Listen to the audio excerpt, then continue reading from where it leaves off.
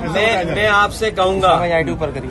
अगर खांसी हो तो जो देसी दवा है ना, बाल अपना गुड़, सौंठ या अदरक या लौंग, काली मिर्च, उसका इस्तेमाल कर लेना।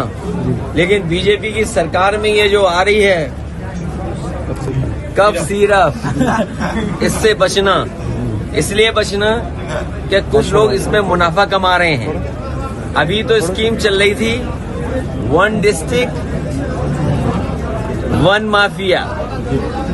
ये ODOP नहीं है, ODOM है ये, 1 डिस्ट्रिक्ट 1 माफिया। अभी तो हम लोगों ने खोजबीन करके भारतीय जनता पार्टी के भाजपा माफिया जीवी के सहारे और इनके संगी साथी मिलकर के ये जो बड़ा काम कर रहे थे और हमें आपको बदनाम करते थे, सच्चाई तो ये है कि महागुंडा राज चल रहा है इस समय। ये जो गुंडा राज वो बदनाम करते थे, अगर इस सरकार में देखोगे तो महागुंडा राज चल रहा है।